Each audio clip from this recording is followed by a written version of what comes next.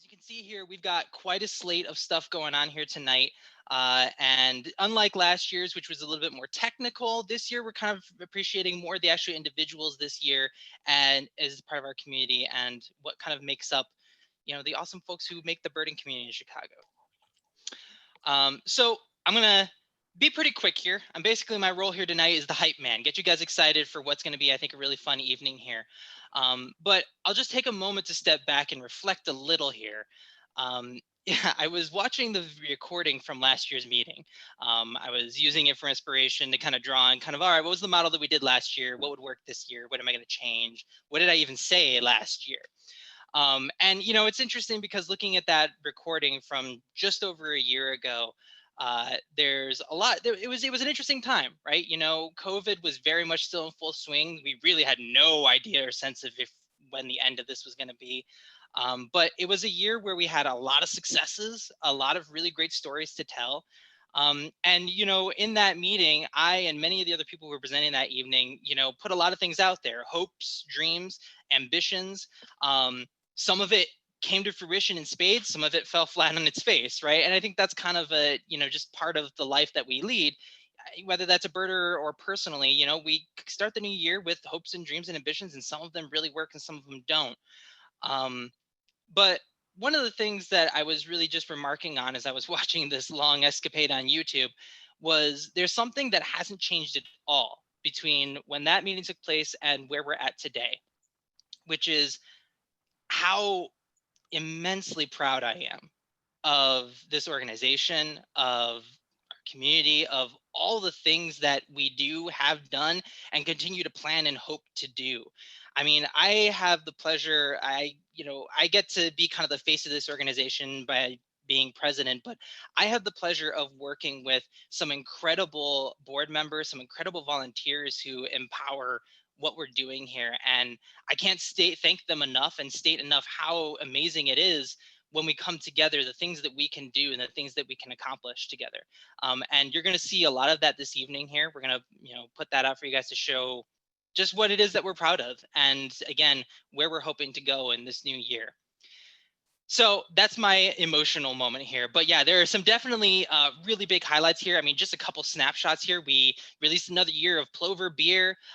We had several virtual programs go through the year, featuring experts from across the country, sharing on topics that really you wouldn't be able to get anywhere else, totally for free. We actually got back to in-person events this year. We had numerous field trips. I mean, I think we're one of the most active when it comes to field trips of any group around, birder or otherwise. And then this year we saw a historic increase in membership. Now, I'm not going to say it's the highest membership we've ever had, ever. I don't have records from membership from 100 or 90 years ago, but I do know that since our most recent since we began collecting modern records that we are able to access, we are reaching membership levels that we have never seen before. Just in the last 5-year period from this point, we have more than tripled our membership base. And that's pretty amazing because I think it's not just COVID driven. It's not just all these birders who are just, suddenly realizing there's birds outside of their house with their bird feeders. It's you guys, the community, that's growing and sharing this joy of birds with your friends, your neighbors, your colleagues, and expanding this mission, literally, of trying to enjoy and protect and preserve bird populations in Chicago. And that's pretty nuts to think about. And backtracking a little to my comments earlier, I have the immense pleasure of working with an incredible group of volunteers. Your entire COS board here is all volunteers. None of us get paid to do this. This is all what we can commit to on our own time. And I'll be damned if you can find another group of plucky, hardworking volunteers who accomplish so gosh darn much. So on that note, we sent around a ballot, I want to say 2-ish weeks ago. You guys voted. Here are the results. So there you go. That's our board for 2022. That was an image that we actually took at our first in-person meeting after nearly 2 years. It was really awesome to be able to gather together and really hammer some cool things out. But I would definitely like to, again, thank all of these people on this board here. who have really just jumped in with both feet and done some incredible work here. I'd also like to give a special shout out to Robin Detterline, who is our new Chicago Birder, our flagship membership publication. She's our new editor and has already done an amazing job giving that thing new energy, new life, new writers and authorship and new ideas. I think we're heading in a really awesome direction. But yeah, so thank you guys so much, all of you guys. Round of applause for our board members and all the amazing work that we do. I'd also like to give a big thank you to the board members who are departing this year. They're moving on to other things, but don't worry, we're going to keep them roped in. They can't escape from us that easily. And they've already committed to a number of different ways where they'll continue to stay involved with COS and volunteer. But I would like to give a special shout out to Francis Kane and Carl Giametti, who are stepping down, but have both had amazing individual impacts on this organization. And again, I can't thank them enough for all the work that they have done for the many years that they've been involved with COS. And, you know, if you ever see them on the Burden Trail, give them a high five or something, or the COVID elbow, whatever people are doing at that point when you see them on the trail. Thank you guys so much. I guess a special shout out to Carl in particular. He was the person who brought me onto this board in the first place. And, I'm really happy that he did and happy that we're here today. Couple of quick other shout outs as well. We have a couple of board members who really kind of went above and beyond this year and got some nice acknowledgments and accolades for the stuff they've been doing. So it's funny because last year we were honored, Erin, for a major birding accomplish for an Illinois Big Year. But now this year, she also smashed the Champaign County Big Year record at 248 species. So nicely done, Erin. I know that some of those birds were very hard fought for, so very nicely done. I'd also like to give a shout out to board member Jeff Screntney, who recently got awarded the Spirit of the River Award by Friends of the Chicago River. And if you're not familiar with Friends of the Chicago River, I mean, they are the organization when it comes to advocating for, protecting, and conserving the Chicago River. And so it is a really big deal. We've been partnered with them for many years on a variety of different projects, but more specifically the LaBagh Woods project, which we've been at for well over 5-6 years now, I believe. And I think it's a really honestly well-deserved and earned honor for Jeff to be acknowledged by Friends of the Chicago River for his continued dedicated work to the river, to his patch of the river. So shout out to Jeff, congratulations. And I would like to give a shout out to our partner organizations. Anybody who tells you that they accomplished good conservation on their own is a liar. We would not be able to do the amazing things that we do without a slew of different partners who support us in various capacities, whether that's landowners like the Cook County Forest Preserves or the Chicago Park District, who actively conserve lands and work with us to better conserve them or help monitor their lands or host our walks and programs, to other organizations here like Illinois Native Plant Society or Feminist Bird Club, who collaborate directly with us on those programs to make sure that they really are the best that they can be. I could probably spend another hour talking about all the ways that each of these organizations contributes to our mission, but I would just like to give them at least a very quick shout out here. We see you guys. We can't accomplish what we do without you. Thank you for being such amazing partners. And then I mentioned earlier, we're all volunteers. We do this on our own time, whatever time we can commit, whether you're crazy and commit basically like a part-time job to it, or you can give an hour a week, or you lead one field trip a year. It's all voluntary. It's what you can offer. And we can always use more help.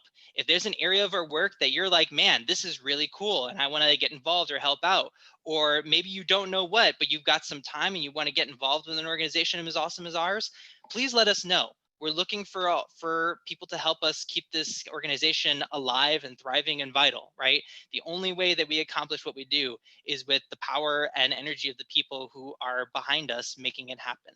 So special shout out here, if you've got any kind of writing skills or a topic you would like to talk about, you're just really good at the Instagram, or want to help out with our website or various social media, this is a really great place where we could use a lot of energy and a lot of minds in the room to help us really make sure that we're telling the stories of our community.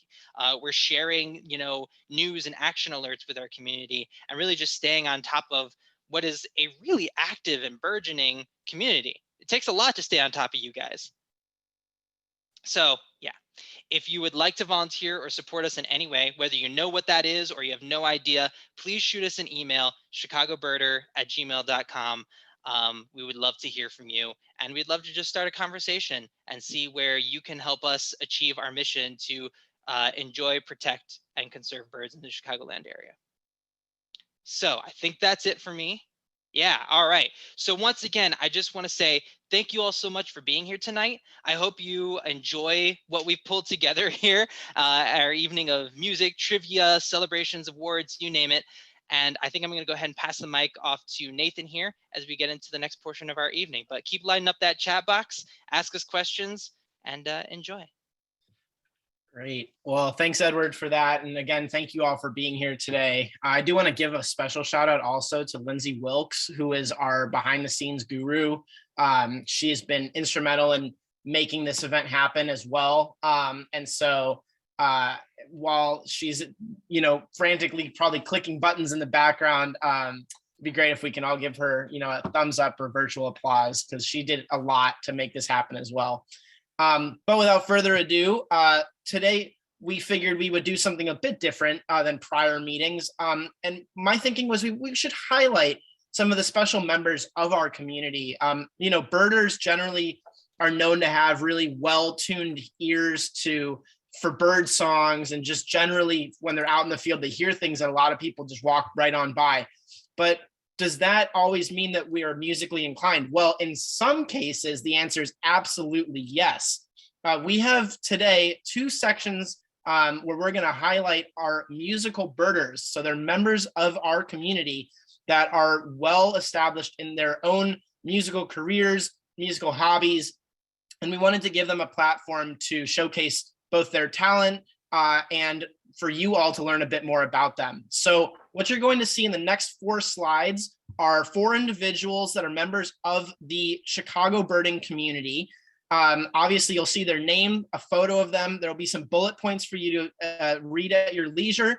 And behind that, we'll be playing that individual's music, whether they are part of a band or their own specific song. And details will be on the slide. But I will stop talking now. Each slide will last about 2 to 2.5 minutes. So if you find yourself in need of to run for a beer or something, that's an opportunity. But obviously, please enjoy what we put together for you. And without further ado, Lindsay, take it away, please. Yeah, and if anyone, I'm just going to give a heads up. I am not an audio engineer, so I don't know how this is going to translate. But you should be able to hear the audio coming through my computer. I am trying to make it as smooth as possible, but some of the music might cut at a weird spot. But here we go. Give this a whirl. Give me a thumbs up if you can hear everything okay. Oh, peregrine, flying over the skyline, you make it look so easy. Catch your own line through the sky. Where do you fit in? A paradoxical peregrine. Why do you choose the high rise over the trees? Tell me why. Oh, peregrine.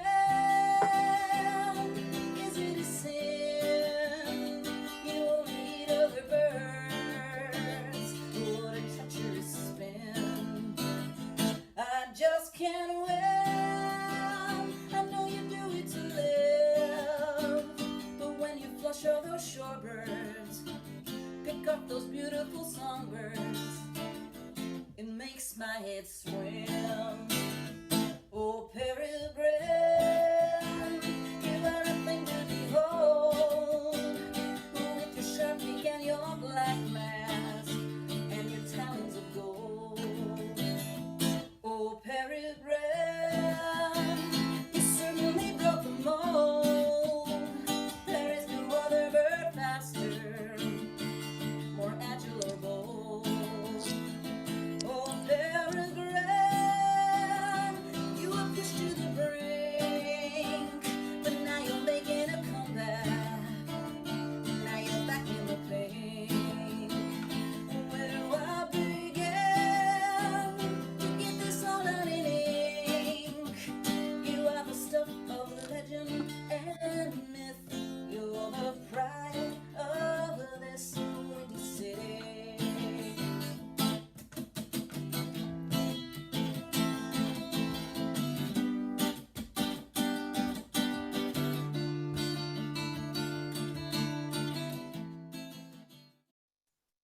All right, so that's my awkward audio engineering, but I'm also doing this through Windows Player. So we're going on to everything sounded okay to everybody? It did All right. indeed. Great, great. All right. Black crowns at night.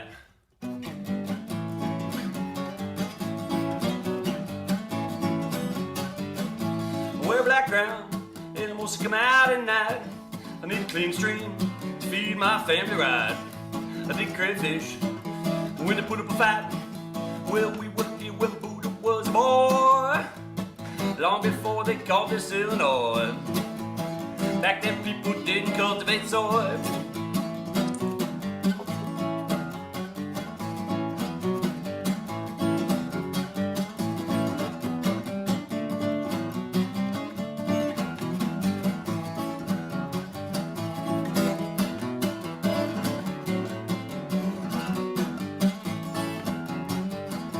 A few little sticks are all I use for a nest. Sit beside my family can cause some stress. Our big old colony makes a great big mess. I do not sing this song quite like a lark. Some describe it as quack or quack, but it helps me find my lady after dark. I wear a black crown, animals come out at night. I need a clean stream, feed my family right. I think crayfish, cause put up a fight.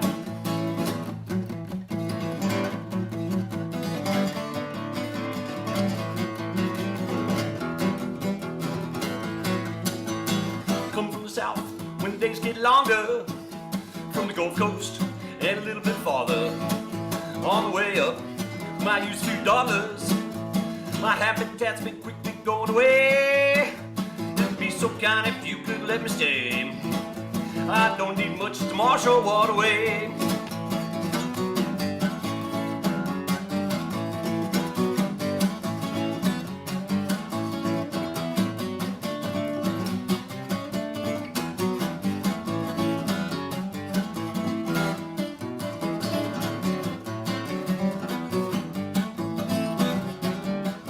I wear a black crown, animals come out at night. Need a clean stream to feed my family right. I think crayfish, cause put up a fight.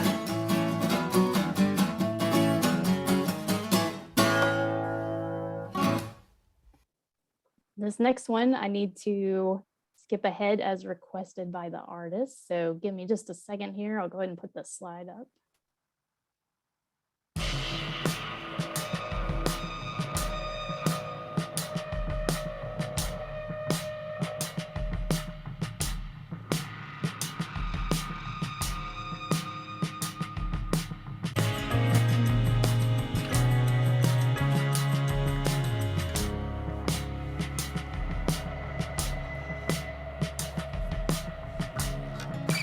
Stand next to the mountain, dark clouds in the sky. The wind has torn the marching through a trail where the bulls cry. There's a hint of a trail there. Time has hurt the spine. I've never been brave to climb it.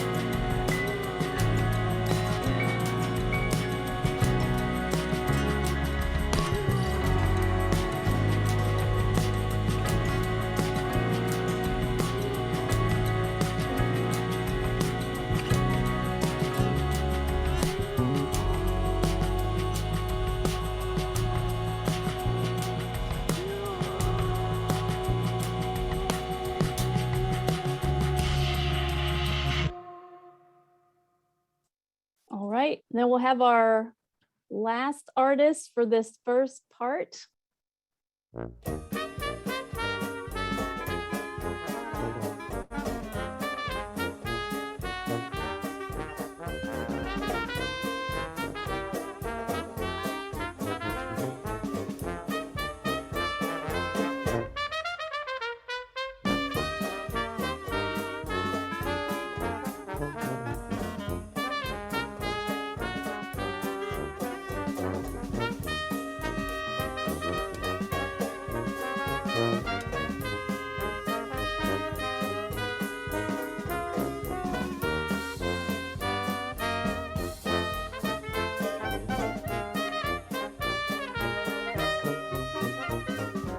Somebody stole my gal.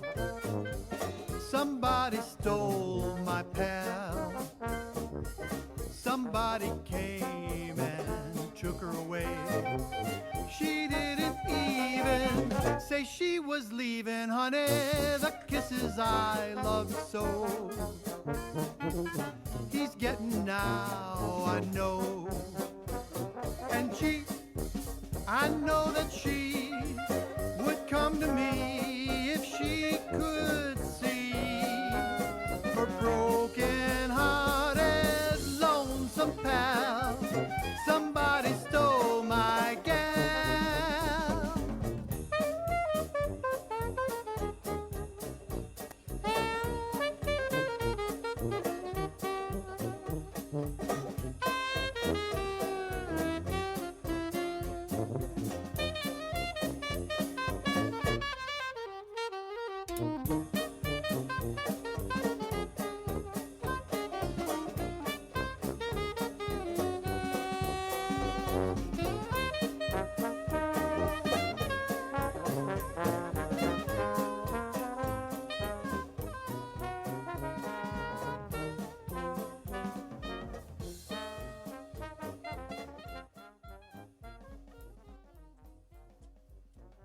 All right. All right, that's part one. Great. Back Thanks. over to you. Thanks, Lindsay. That was great. I mean, some serious talent there, as you all heard. You can look forward to part two coming up after our COS initiatives update, featuring Adriana Garcia and Claire Halpin, two of our newer board members. Hi, hope my internet doesn't cut out, but welcome everyone. That was great. I almost forgot I was presenting. I was just enjoying the music so much.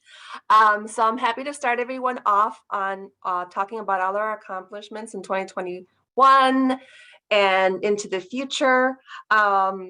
So we have a big initiative in the Calumet area, which is a great place. And I'd like to start off with talking about our new website for the Calumet initiative. And I wanted to give a shout out to Lindsay for all the work that she put into that. It's great. Are going on there, all our initiatives, our projects, including our master plan. So if you want to learn about those projects and support them, volunteer, come and see everything that we're doing out there, that's a great place to start. So I was lucky enough to participate in the bird banding that we did out in Big Marsh Park for the second year. And it was, I mean, nothing compares to being able to hold a bird in your hand. You know, I feel a little like Sinead O'Connor, but I mean, it was like nothing compares to be able to hold a bird in your hand. So it was very rewarding. It was a lot of work. It is, no kidding, you have to be there before the birds are even up. So that's saying a lot. And it's during the summer because it's a breeding bird study.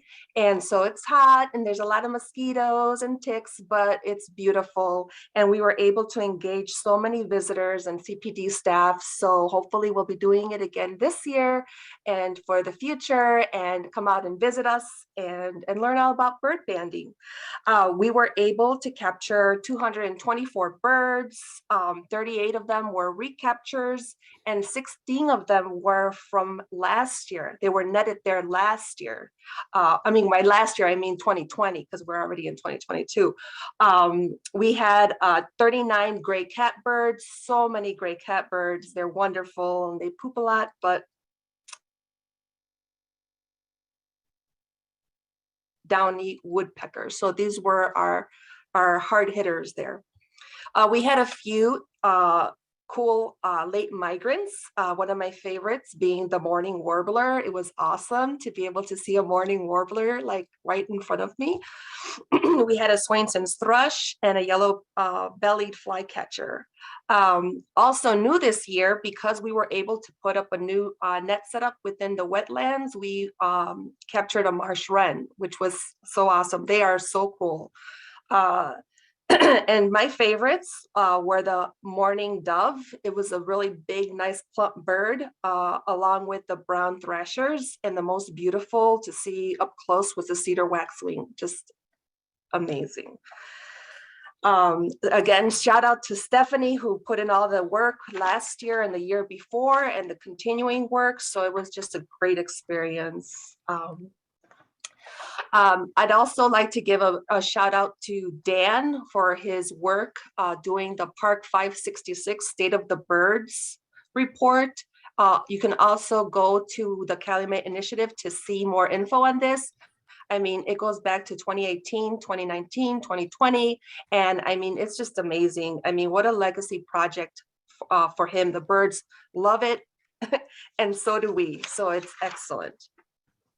Our biggest project and most exciting, because it's newest, is our Modus Tower out at Big Marsh. Basically, it's an antenna. It's a node, one of a hopefully growing amount of nodes. It is the first receiver in Chicago and Cook County. If you want to verify that, look at this beautiful snapshot here. It came live October 22nd, and you can visit the Modus website, and you can search and it can show you like where all the nodes are, and you can learn about all the projects that are happening around our area and around our country. And it's so important because this network of receivers are used to track wildlife, birds, yes, but also bats and butterflies. And the technology has gotten affordable now. So these little radio tags, it's something that anyone can really do, right? And we're looking to build the network. So we're hoping to be able to put up more. And you can go to our website on the Calumet Initiative to learn about it, and also to visit the Modus website and learn how you yourself can even do a DIY project and put up your own tower. Because hopefully, for me, I would love to see like one of those T-Mobile networks where it just keeps growing and growing and growing, because Chicago is such an important migration flyway. And so the more nodes that we can put up in this area, the better, and everywhere. A big shout out to Dan for doing all the heavy lifting, all the research. This is not an easy thing to accomplish because it's not like you have a recipe that tells you exactly how to do it. Again, incredible work there. So again, by visiting our new website, you can also learn about the master plan for all our future initiatives in the Calumet region. We're going to be doing a lot of programming in the new Fort Calumet Environmental Center at Big Marsh on the southeast side, which is a very important area, including building some nesting boxes and platforms and interpretive trail signage. So again, wonderful work. It's exciting. Continuing, please go to our website. You can learn more about it, so you can support it and learn more about it. So with that, I will pass it along to Claire to learn more about our continuing initiatives. Thanks, everyone. Thanks, Adriana. Okay, so a few more initiatives here, starting with bird safe buildings. In 2021, COS continued to work along with our partners, Chicago Audubon Society, Illinois Ornithological Society, Chicago Bird Collision Monitors, as part of the Bird Friendly Chicago group, to work with the city of Chicago to implement the Chicago Bird Friendly Design Policy. And this was approved by the city in 2020. But the policy hasn't yet been implemented. So we're working with the city on that. The policy will require new construction or renovation projects that are subject to Department of Planning review to comply with the bird-friendly design guidelines as part of the city's sustainability policy. We developed a really exciting guidebook that's currently in its draft form for the city to use, and it's got visuals and graphics and definitions and diagrams that outline which projects need to comply, exactly what the design requirements are. And a lot of this is related to glass and lighting, and how to calculate the building collision threat factors, which are the way that the bird-friendly measures are gauged. So we're currently awaiting feedback from the city. We hope to have the guidelines implemented as soon as possible so that new projects going forward, reviewed by the city in the coming year, incorporate the guidelines and reduce bird deaths due to glass collisions. There's one other sort of current thing in the bird-friendly issues that I also wanted to mention, and it's also in collaboration with other partners, Bird Friendly Chicago and the other partners mentioned. We've been assisting in advocacy regarding the proposed Carvana Tower in Skokie. It's a 14-story tower that's all glass, planned to be located across the street from Harm's Flatwoods in Skokie. The design is particularly dangerous for birds because the floor plans are open and it creates this big, what's known as a fly-through condition, similar to glass walkways, where birds see the sky and the landscape on the other side and just attempt to fly through because it's sort of completely transparent to them. And you can find more about that issue and what you can do. There's currently an action alert on the COS blog. So 2021 year in review. The Plover Watch. COS was among the bird clubs that helped to organize another year of volunteer plover watchers who monitored piping plovers, Monty Rose and their chicks through the good and bad times, including the loss of the first clutch of eggs. Montrose Point Accessible Path. COS also engaged with Chicago Park District, which created an accessible paved path on Montrose Point so that more bird watchers and nature lovers could more easily and safely move through the natural area. And COS strongly supported the creation of the accessible path at Montrose in line with our commitment to inclusivity and accessibility values. Summer bird deaths.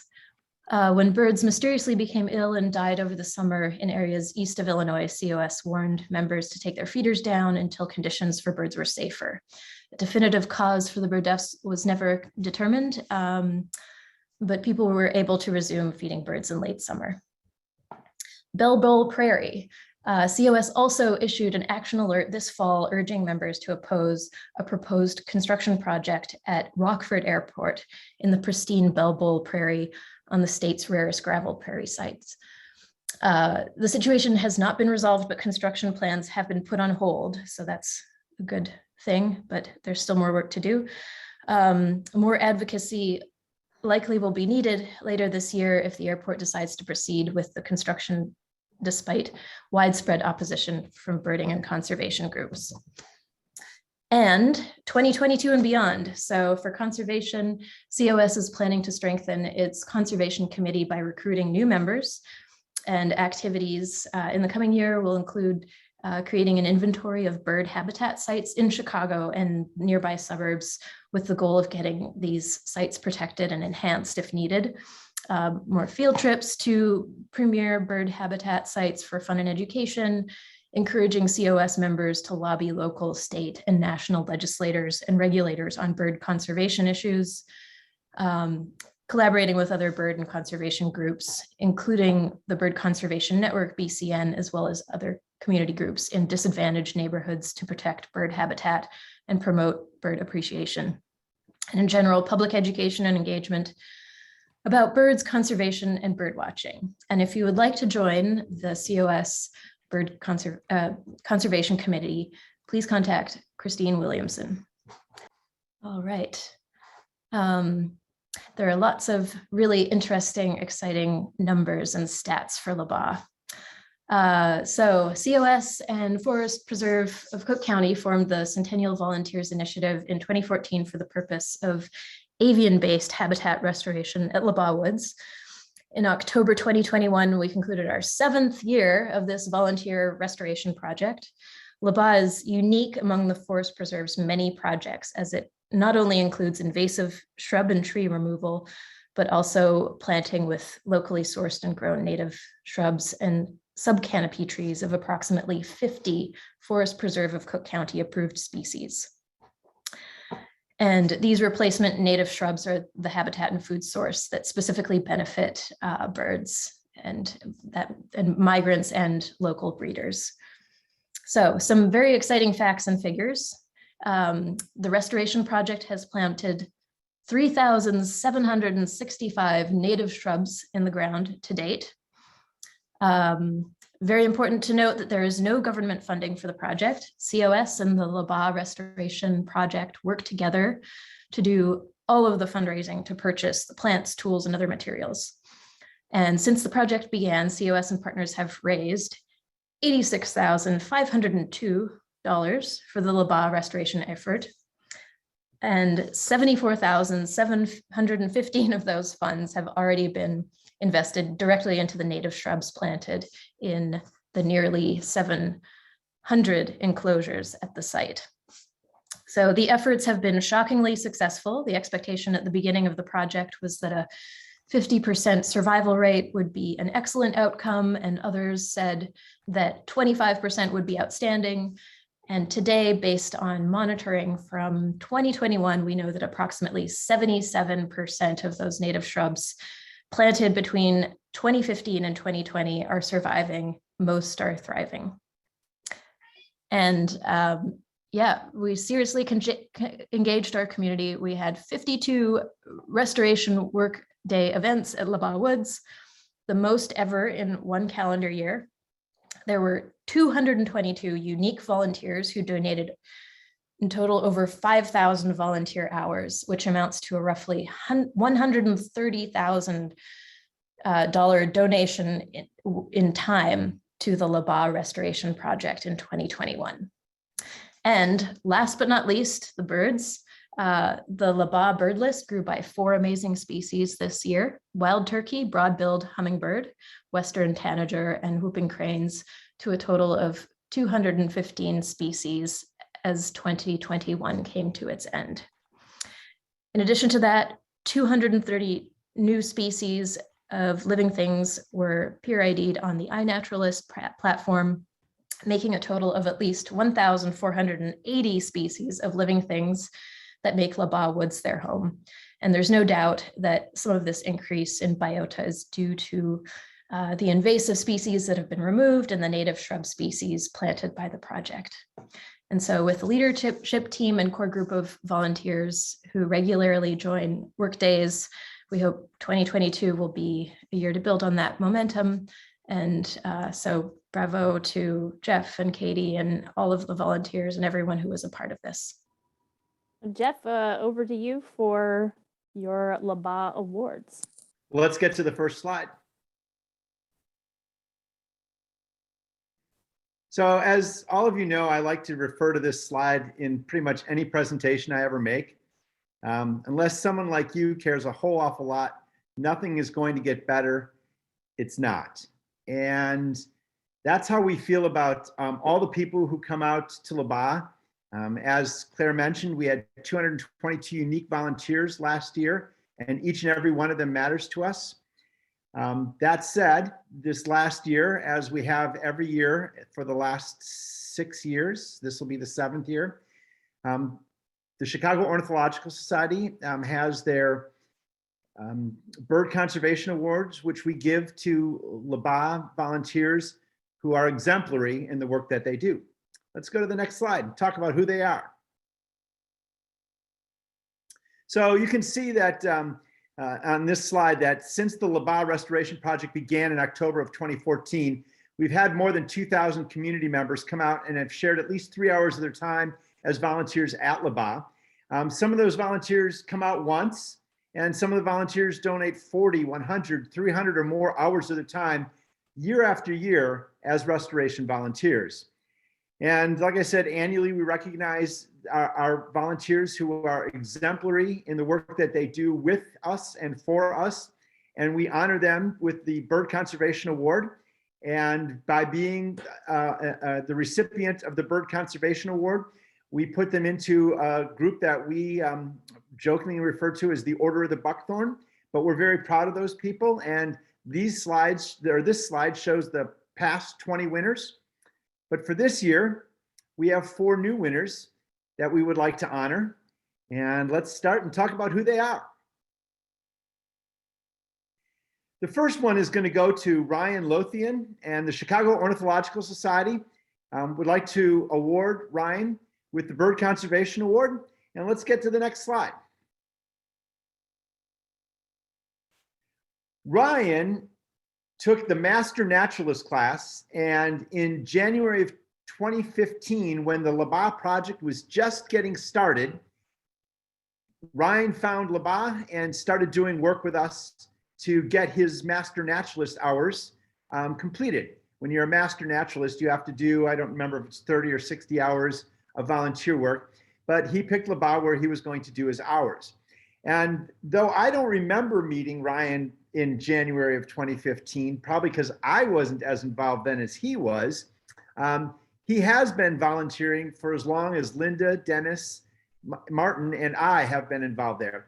And I got to tell you, there's nothing Ryan loves more than cutting down buckthorn. The bigger, the more stubborn it is, the harder it is to take down. Ryan is our guy to get that done. And, you know, he's always quick with a smile. He's also quite a wisecrack, which means he and I get along great. And he has no problem, as you can see in this photo, getting muddy and doing what needs to get done for LaBagh. Ryan's basically, you know, says, what do you need to get done? Let's do it. And he is a worthy member of the Order of the Buckthorn, which he is now inducted into tonight. And frankly, we should probably name that order after him because of the work that he does, taking out buckthorn and just getting it done for us. Congratulations, Ryan. And thank you very much for being a long-term volunteer and just always doing whatever it takes to get things done. Let's go on to the next award. Joanna is somebody who is very quiet and doesn't often make a big deal about her presence. Let's go on to the next slide so everybody can see who Joanna is. Joanna is here on the left, and she's with her friend, Sonia. And Joanna came out and joined us in the fall of 2017 for her first restoration work day. And we were working out on what we refer to jokingly as the Cicero Gulch or Valley or Gully. And it's the area where the bike path goes down until it gets to the point where it goes underneath the Cicero Bridge. And it was a warm summer day. And Joanna was working out with Maureen and several other people, and they were planting native shrubs into the ground in some of the first plantings that we did out in that Cicero area. And I went out and checked in on Maureen and Joanna, and Joanna her face was bright red. And I'm like, oh my God, this woman is not going to survive in this heat. And we got her in some shade, and she got some hydration, and everything was fine. And I thought we'd never see Joanna come back again. But in fact, she's been a regular volunteer, consistently put in many hours with us since then. And surprise, surprise, Joanna loves working in the shade with us. She's a quiet, get it done kind of gal. And she always has a very warm smile on her face. And she's one of those quiet leaders that leads by example. She doesn't need a platform. She doesn't need to be like, say, like Jeff Screntney and be the one talking all the time. She leads by example, and she gets done what we need to get done. And Joanna, welcome to the Order of the Buckthorn. You're a worthy member, and we're glad to have you as part of the team. Next slide.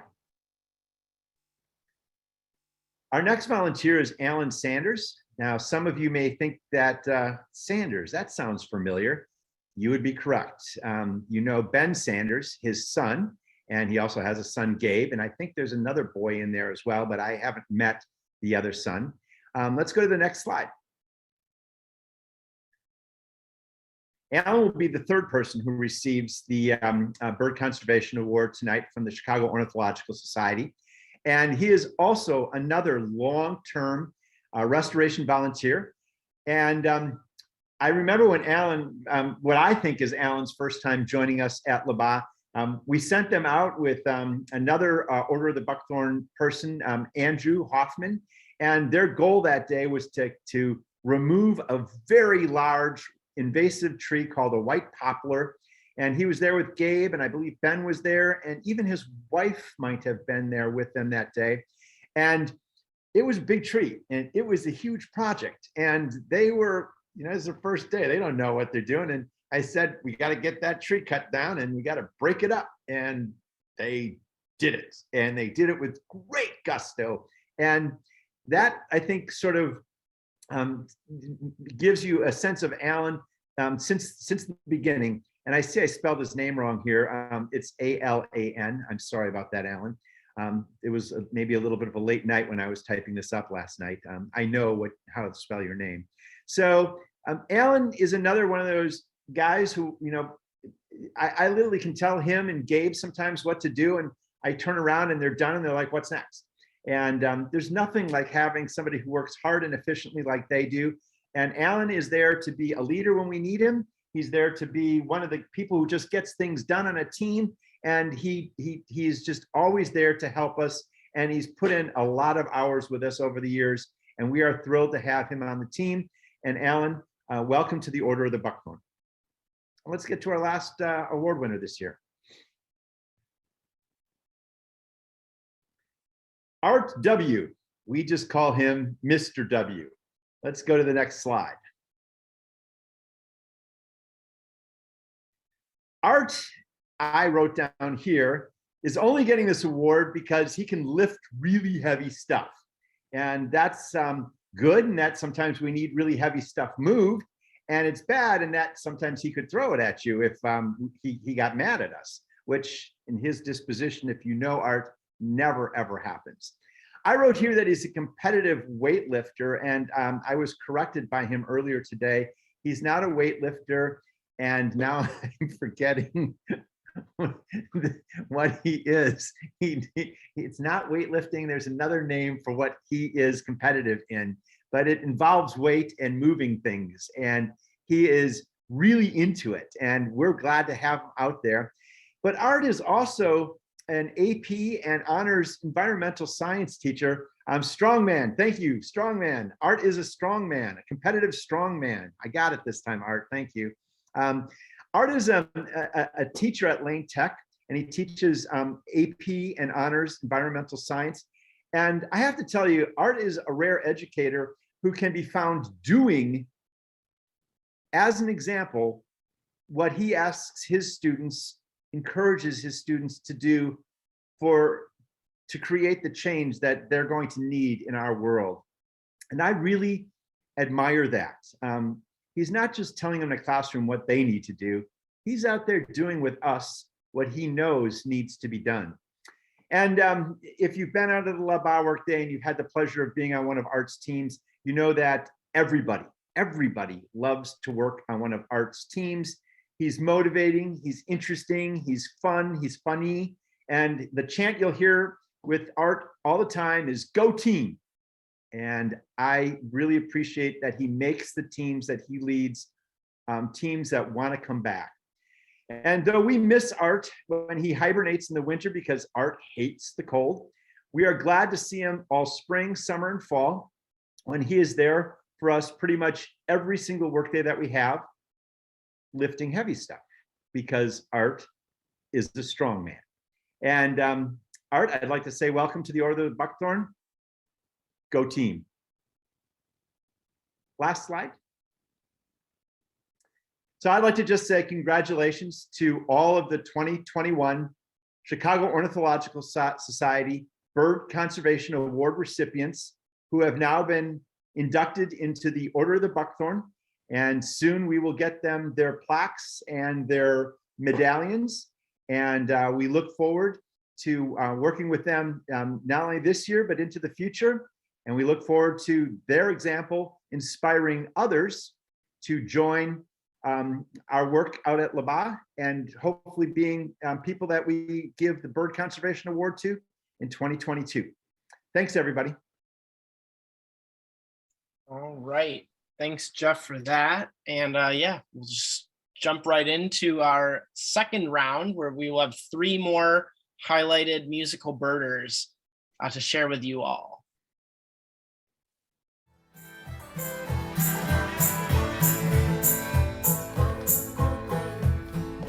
She's a pretty bird.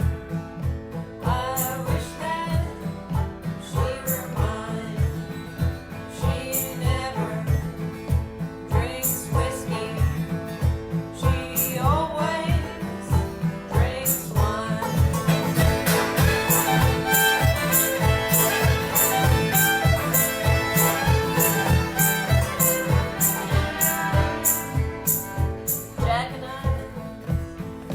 Jack and Diamonds, I know you from old.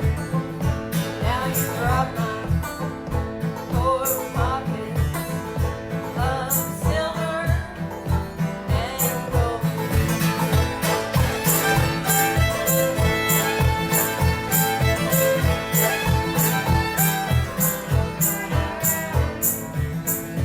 I play cards in make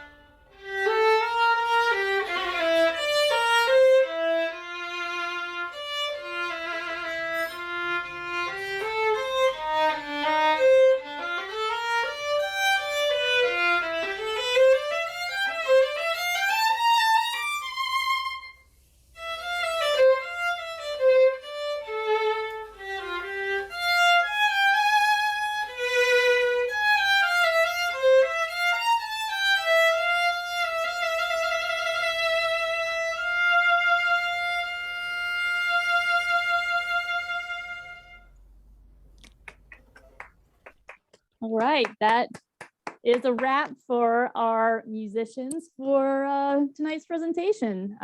Thank you for the 7 of you for sharing your talents with us and all of your details. It's been great getting to know you, and we hope to see you at the next live event where we can showcase you in person.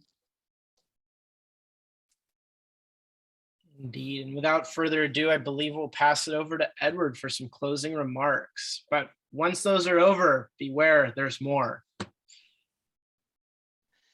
Indeed, beware, because we are actually closing with some bird trivia, so hang out here.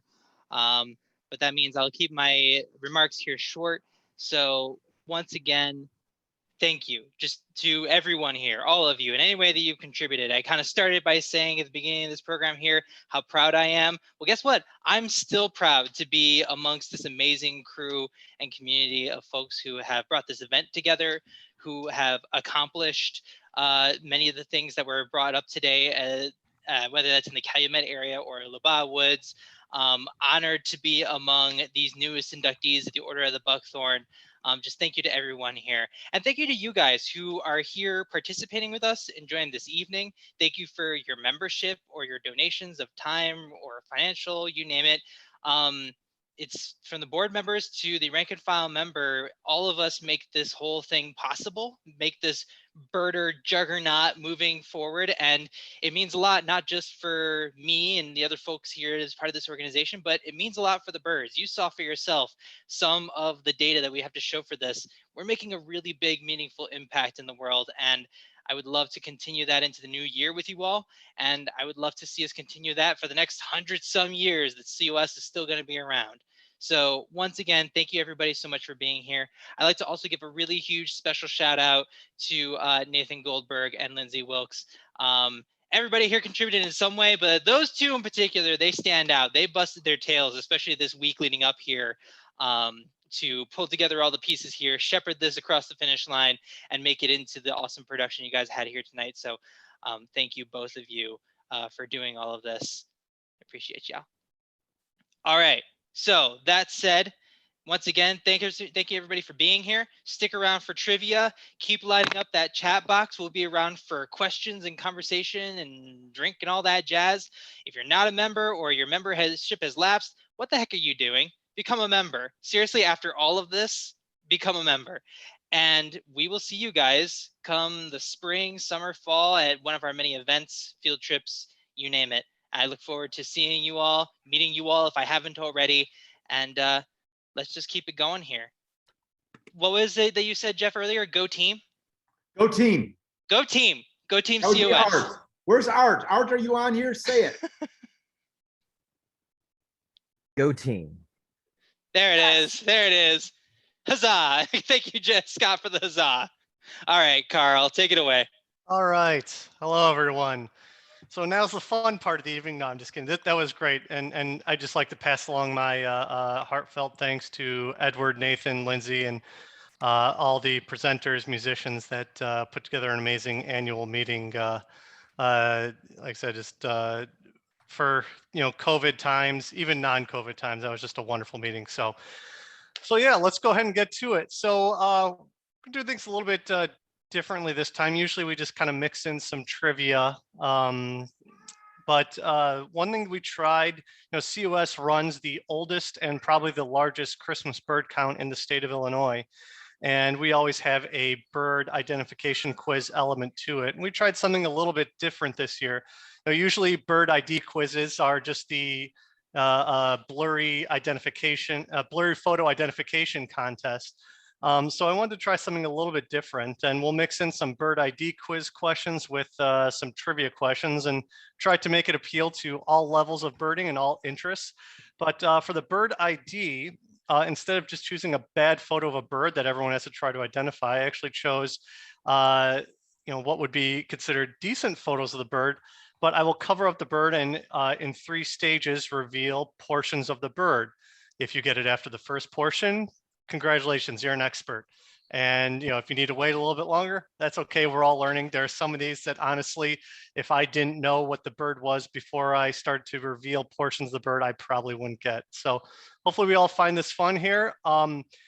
there's nothing at stake. However, just because it's a little friendly competition here, if you guys do want to go ahead and guess in the chat, what I would ask that you do is go ahead and respond only to me.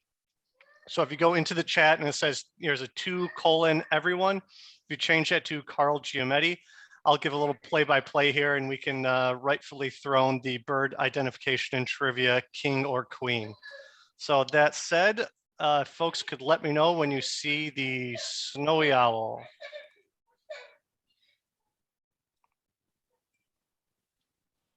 There Someone she give me is. Thumbs up. Okay. Okay, so just to get the ball rolling here, let's go ahead and start with the first trivia question. Isabel Bassett Wasson was the first female park ranger at Yellowstone National Park, as well as president of what bird conservation organization? So like I said, if you want to go ahead and just guess quietly to yourself, that's great. If you'd like to go ahead and put an answer in the chat, that would be.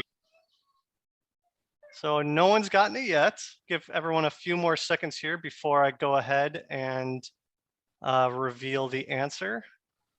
Oh man, you're killing me here, because I remember when you and I found that answer out together.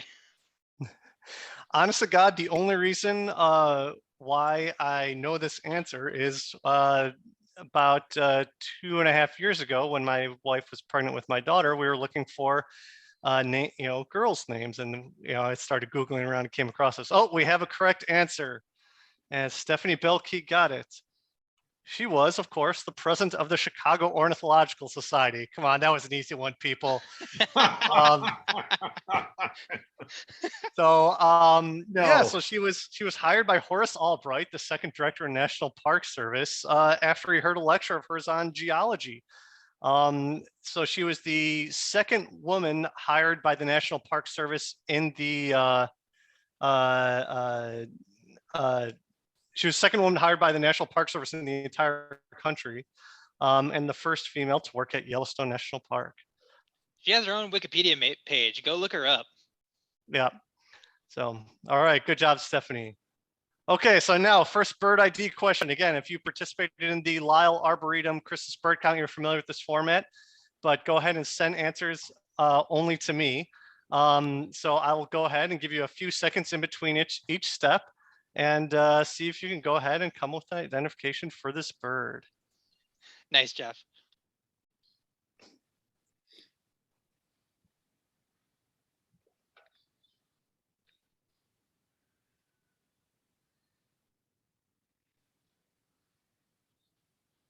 Oh, Catherine Spencer, I believe. Oh, no, wait, no, I apologize. Sorry. No, no one's gotten it yet. So we'll go to the second one.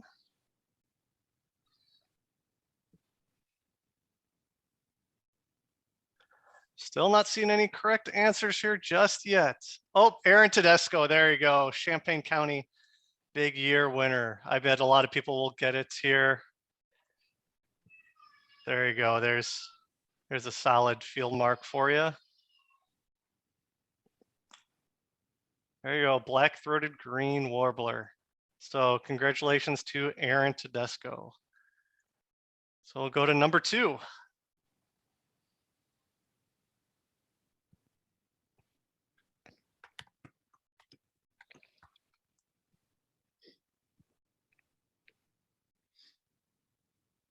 Stephanie Belkey, of course, got a pro coming here, got a ringer.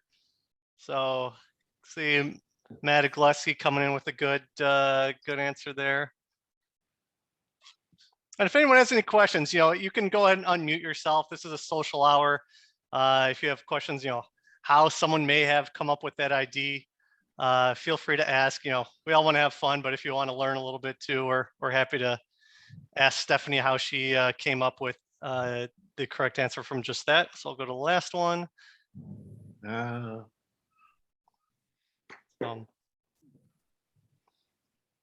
we go. In fact, a female eastern towhee. So I thought this one may have been hard, but I thought once you could see, kind of the coloring of the bird and the white outer tail feathers, looking at a sparrow-sized bird, eastern towhee would be a pretty good guess, and of course the distinct red eye. Okay, this is a Wilson's warbler, but this also is our second trivia question. New York City has been the point of introduction for several established non-native species. Name the species. So there are more than one answer.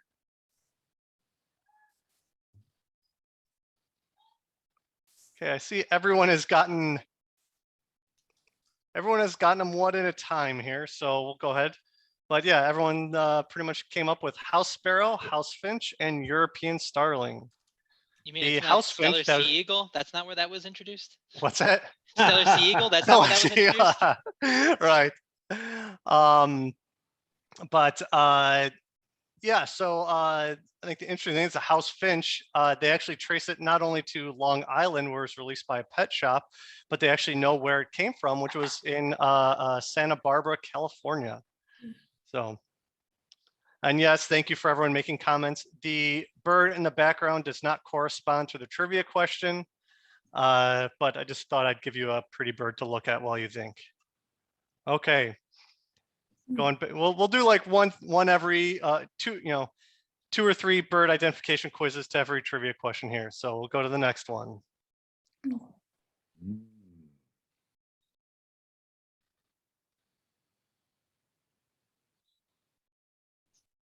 Neil Brown has gotten it. See a lot of people here that are probably just making a 50-50 guess. So probably this last one that will help people iron it out. So there you go. It is in fact a greater yellow legs. I don't know that anyone, like I said, you pretty much from this one can throw out, greater or lesser yellow legs, but wasn't sure if is there anyone who got it at this stage that didn't just simply guess between greater and lesser and was able to definitively say between the two? Go ahead. Now's the time to brag and show off. I'll be very impressed. Okay. I don't think there's any way to know. How would you know? Yeah. Bill? Just maybe there was a field mark that. Okay, maybe, so Alicia was wondering maybe why size. Maybe size. If there was something else in the photo to give you like a relative size, possibly. So I got a question from Alicia. Why does the beak make the difference? And the big thing is with greater and lesser yellow legs, the length of the bill in proportion to the size of the head is longer on greater than it is lesser. And you can kind of see a faint turn.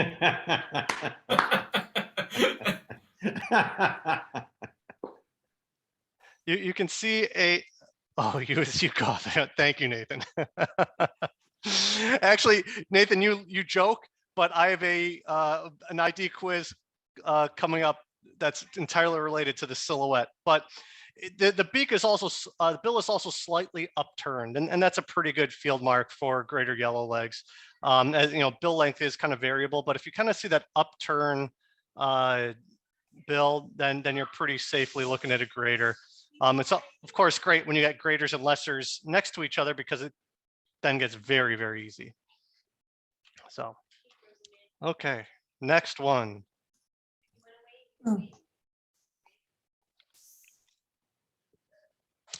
Simon Tolsman got it. Neil Brown, a lot of people coming in with the correct answers.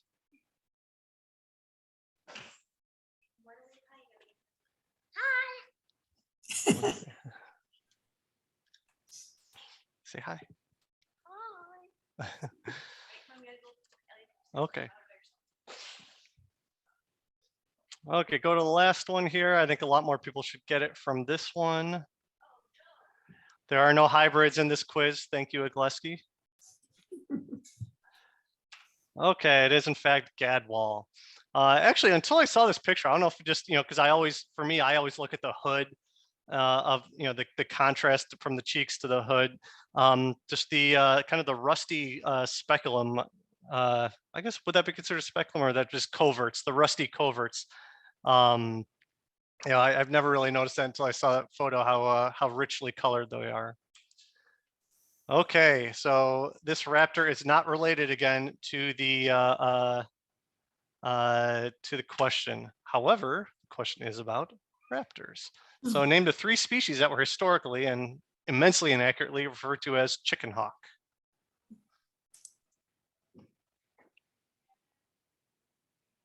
So there are 3 raptor species.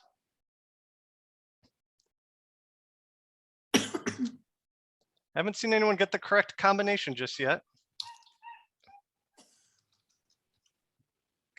People have gotten 2 of 3. Give everyone another minute here. Stellar sea eagle is not one of them.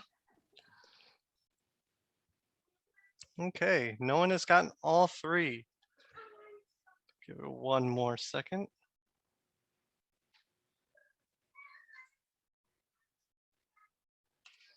The 3 are Cooper's, Sharpie, and Red-tail Hawk. Again, just I always like. Oh, Alex just got it right in there at the buzzer. Alex Munch, if I'm pronouncing that correctly. Yeah, you got it right. That's a rarity for me. Thank you. No problem. But I always like some of the old-timey names, and really represents some kind of rather ridiculous notions. I can't imagine a sharp-shinned hawk eating a chicken. That's got to be a pretty darn small chicken. Anyone want to venture ID at the bird in the background here before I go on? So this is actually a bird. Hawk. There you go. Nicely done. I actually saw this bird recently on a trip to Mexico, and we initially identified it as a juvenile greyhawk, but it's definitely a broadwing. Okay, Nathan, this one's just for you. Okay, bird ID quiz. So here we go. So there's step 1. We'll see if anyone can get it just from this. There you go. Vinod, you got it. Yep. Tons of right answers scrolling in here. It's funny how, some birds are just so distinctive in where they are in their postures. So I'll go through here. It is not an ivory-billed woodpecker. Thank you, Edward. Although there are many people on a hearing with the National Fish and Wildlife Service last night that would seek to disagree with you. So it is in fact a brown creeper, and they just have that distinctive posture, even in silhouette on a tree, that you can just pick out from a mile away. Okay, next one. Whoa. Oh.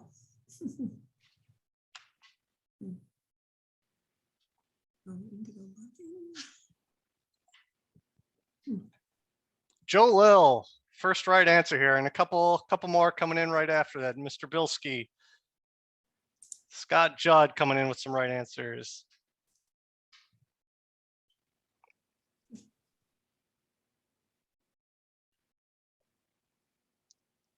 Okay, really flexible breeding bird. They like disturbed habitats, so we get to see them a lot here in Chicago. They breed in abundance on Northerly Island.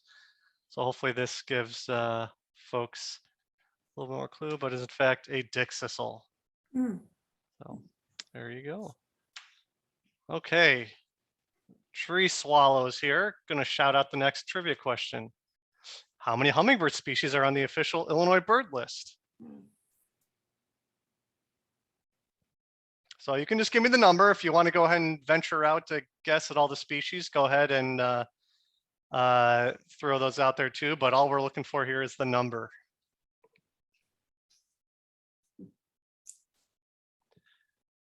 Mr. Agleski is the first correct answer. What is it? So Mexican violet deer, ruby-throated hummingbird, Anna's, rufous, Allen's, and broad-billed hummingbird. So has anyone here seen, raise your hand if you've seen 4 of these birds. I know a few of you have. Has anyone seen 5? Nathan, Neil, 2? Yeah, let's see, I know I am at 2 for this. Anyone seen 6? No one here has seen 6, have you? Anyone have both Allen's and Anna's? I imagine those are the 2 hard ones to get, thanks to, violet deer is obviously tough, but we did have that one up in Lake County. Well, all right. Continuing on. Adam's supposing that Allen's was a bander only situation, so yeah, that would be difficult to get. But all right, next ID quiz. There you go. Neil Brown, Vinod. Okay, we're getting some right answers coming in here. Seeing some really good guesses. Francis, that's what I was hoping people would think of this one. Vivek. So we'll go to this one. I think you know, people familiar with the species should get it from that. And we'll go ahead and give a little bit more. There we go. Getting a lot of right answers coming in now. But you know, the first one I think is just tough. You know, you're just looking at a blackbird in its bill.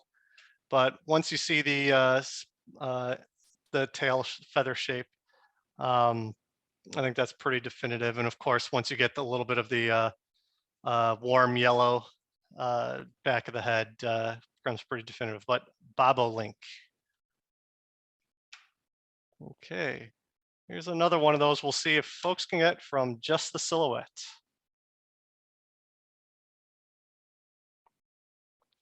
Maureen Murphy, there we go. So far, the only correct answer. A lot of good guesses coming in. Catherine Spencer got it right. All right. Mr. Aaron, let's see who else. Aaron Tedesco got it right. A lot of people should get it from this one.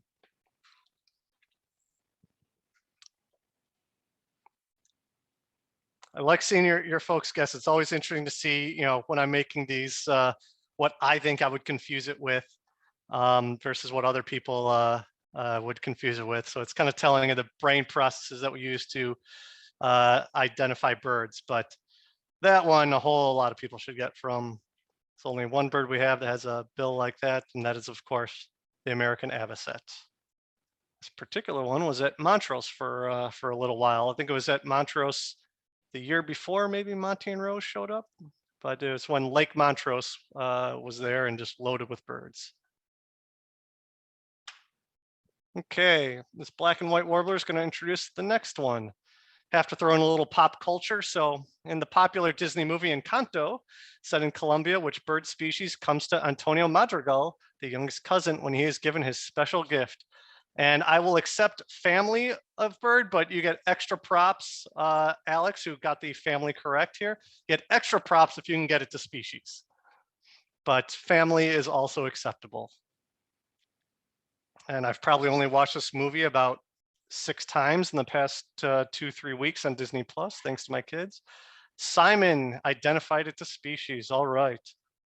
So yeah, of course, it's gonna be one of the young folk to get this one correct. So it is in fact a keel-billed toucan. However, the funny thing is that Disney openly states, they said in the Cocora Valley in Colombia, that is outside the range of the keel-billed toucan. So someone should write them a nasty letter saying that they need to get their toucan range maps correct. So how dare they? A company how the size dare of they? Disney doesn't have an ornithologist on like retainer. Oh, it's like watching a movie and an eagle comes in, they play red-tailed hawk. It just grinds your It could be a gears. naturally occurring vagrant. I don't know. Do toucans vagrate, Mr. Nathan?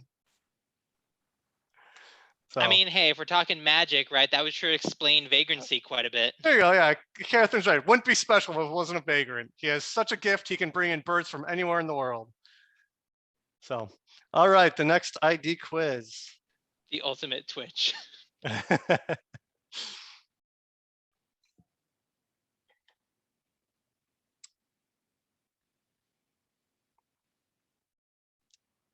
No one getting it right. A lot of people getting the obvious guess. Not to do a little table talk here. So no one just yet. I think a lot of people will revise their guesses. Oh, Alex, there we go. Alex got a little bit of a winning streak going on, and a lot of people will get it from this one. There we go. Yep. See some correct answers coming on in. Go to the last one there. It is in fact a ringneck duck. So they got that golden eye too. So obviously common golden eye was a lot of the guesses there. Carl, can you let us know where the ring neck on the ringneck duck is? Yeah, I'll let you know when I find it. So, All right, next ID item.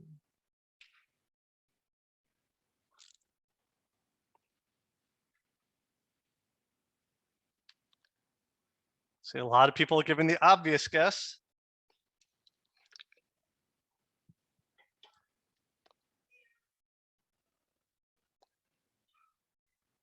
I have to say, we are not even in the right bird family for every guess that has come in yet.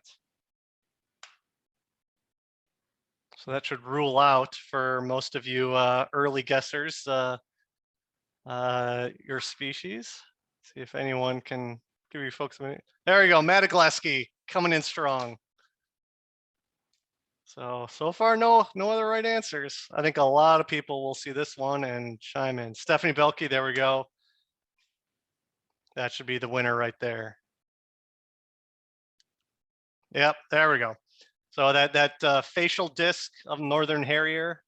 There's one guy flying over me at a landfill down in the Calumet area, right just south of Big Marsh. So the female northern harrier.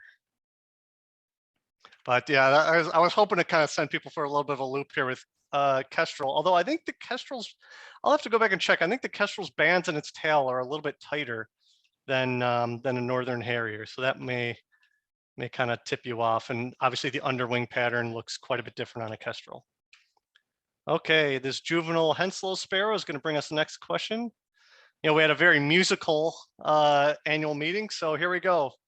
Complete this lyric from Jim Croce's single, I Got a Name. And no, I'm not going to sing it because, while many here do have musical talents, I certainly do not.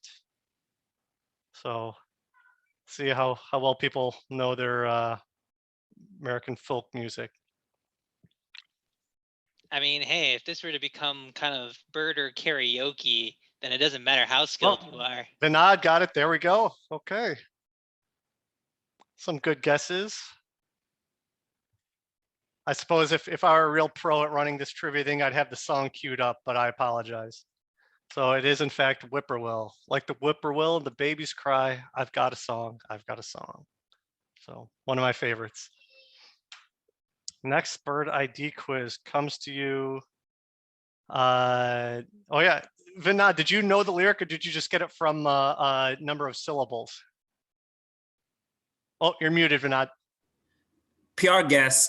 It's cliche to mention whippoorwill in a country song. Oh, that is very, very impressive. So to not even know the song, get it. That's great. Stephanie, no, this bird is not in a cage. That is a planting. That is a planting fence. This is actually a photo taken at Chicago's Women's Park. So we'll go to the first reveal.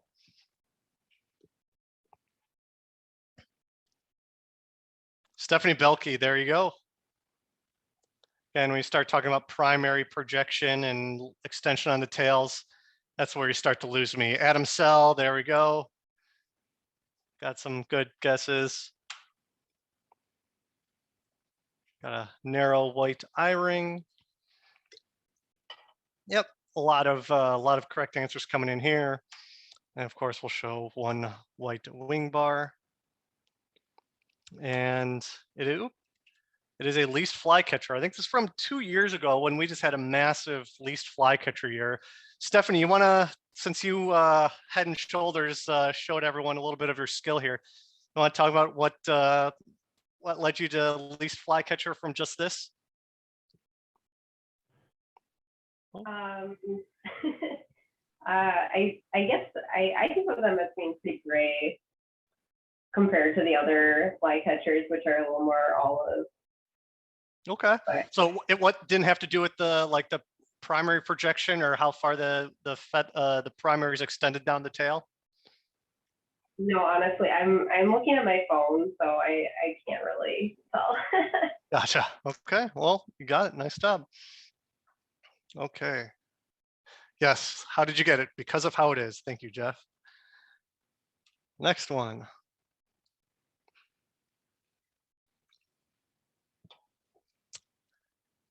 Aaron, there we go. Though, yeah, I don't think you got the banding code there correct, but I know where you were headed with that. Joe said he is done guessing night herons. That would be good. So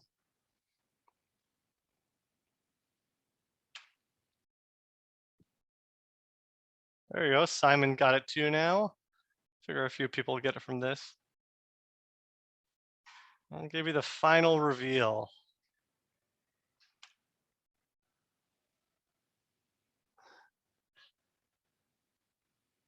So this was a hard one because honest to God, waxwings have so many distinctive parts to them that, you know, you could just go ahead and select them like, that's a waxwing.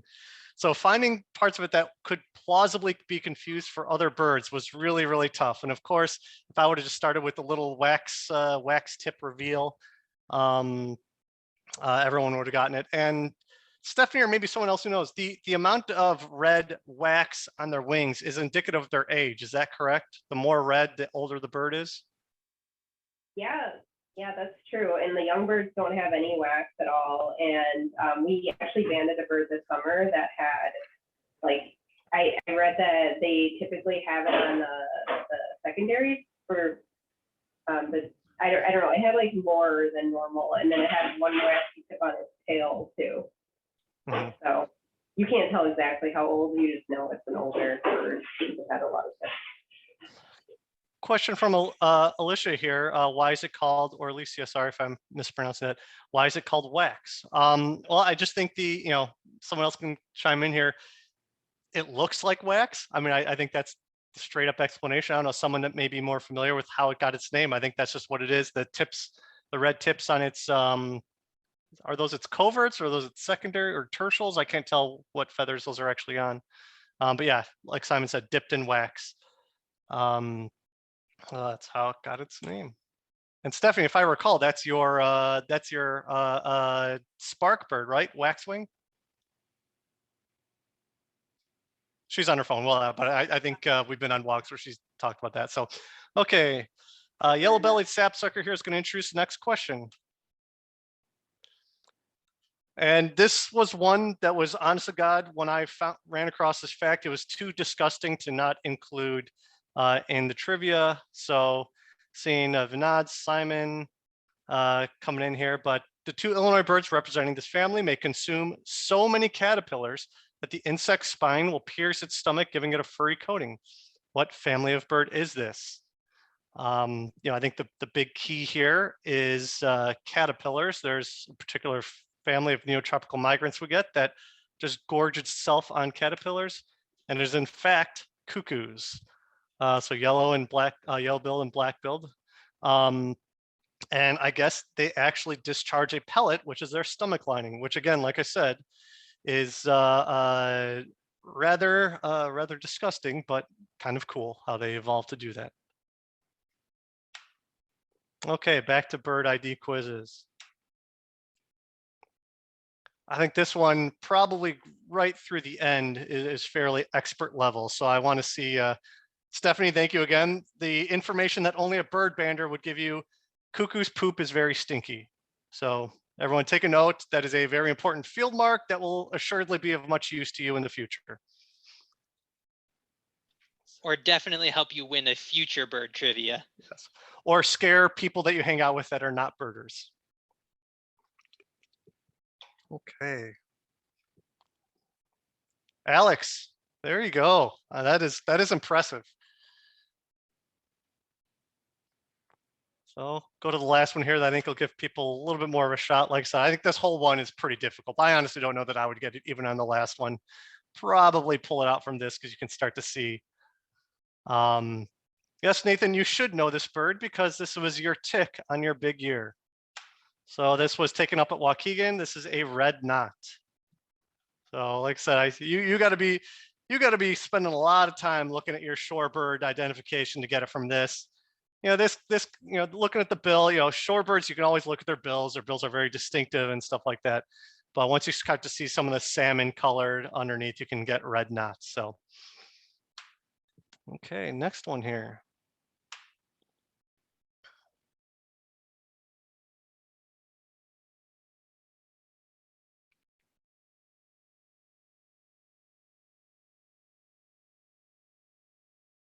It's another one of those birds that has so many distinct parts that trying to come up with different things to reveal was tough. Adam Sell, the winner here. That distinctive undertail pattern. Once May hits, everyone here loves to see them all over trees. It's a pretty nice gift to have such a beautiful bird be so common for us here. But it is in fact a magnolia warbler. Again, that undertail pattern, just super distinctive. You know, it can be 30 feet up in a tree, terrible lighting. You see that undertail pattern, you know it's a Maggie. Okay, Mr. Mockingbird here is going to introduce the next question. In 1927, the General Federation of Women's Clubs started what bird-related movement? And just so everyone knows here, again, this is just socializing. We're just having some fun. You got to check out, go ahead and check out. I got a ton here. Like I said, I did a ton of these when I was running the countdown for the Christmas bird count. So I think we'll just hang on here, and whenever I'm done or whenever people get bored, we can go ahead and stop and just chat and socialize about birds. But haven't see a lot of people talking about the millinery trade. That's a good guess. However, what they did in 1927, and there were 7 or 8 states that did it immediately, was the naming of official state birds. So that was their big campaign. I don't doubt that they were probably also involved in the stopping of hunting birds for the millinery trade.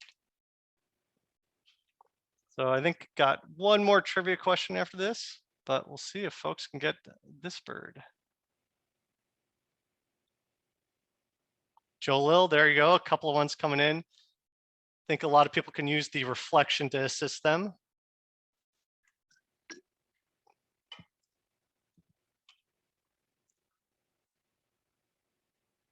So I'm going to the bill.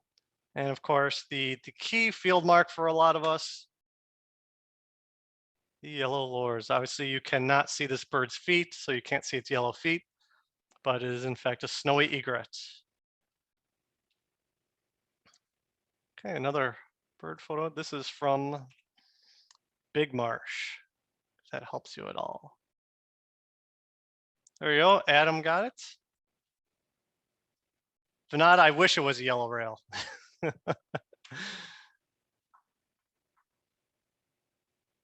So there we go, a lot of correct answers. And the bill should be the key giveaway.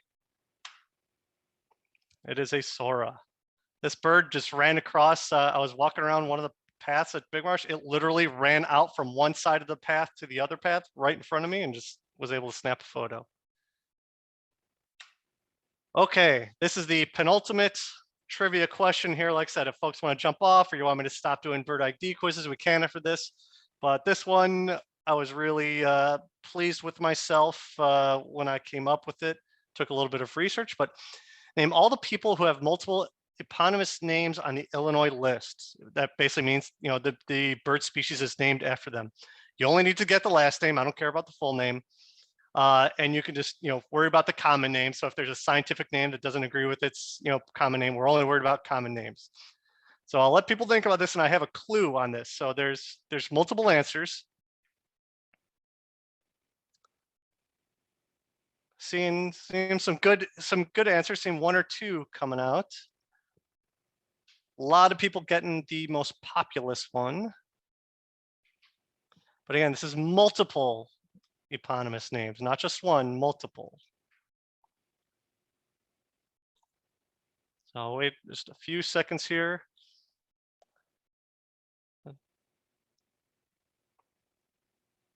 Okay, seeing people starting to get 2 of them. So I'll go ahead and give you the hint.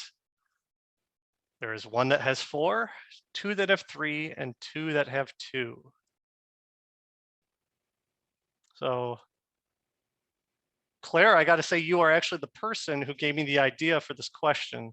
And you'll see very quickly why once I reveal the answer. So seeing some pretty good answers. Again, this is the official Illinois list as maintained by IORC, the Illinois Ornithological Review Committee. And Adam, I got to say, considering you're on that committee, I'm really disappointed to see a couple of your answers.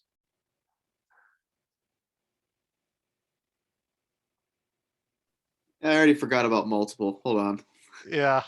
Okay, I'll give everyone just a few more seconds. Like I said, it's the last trivia question, and I feeling pretty good about myself for coming up with this one. Of course, someone will probably correct my research and point out that I got it wrong in my answer somewhere, so that'll be embarrassing. But for now, we'll assume that I'm right. Joe, that would be shocking if yellow warbler and yellow rail were named after a person named like Bob Yellow, but I like the guess. I like the guess. I mean, it's really not that far off from reality, right? Totally possible. Okay, everyone ready? Drum roll, please. Wilson's, Swainson's, Casson's, Brewer, and Townsend's. The trick here was that there's also Clark's Nutcracker and Clark's Grebe on the Illinois list, but those are named after two different Clarks. Ross's, and Claire, this is where you come in because I believe, Claire, you are related distantly to one of the Rosses. Distantly, very distantly. Bernard. Ross's Gull. You're named after, or you're distantly related to Bernard or James? Bernard. Bernard. Okay. Yeah. So the gull is, scientific name Rosea after James Ross, and the goose Rosie after Bernard Rogan Ross. So Wilson's is the one with 4, Swainson's with 3, Casson's with 3, and Brewers and Townsend's with 2. Baird's Baird's Sparrow is not on our state list. That would be a state first. Only Baird's Sandpiper. So like I said, that was a tough one. I figured I'd just give it a shot.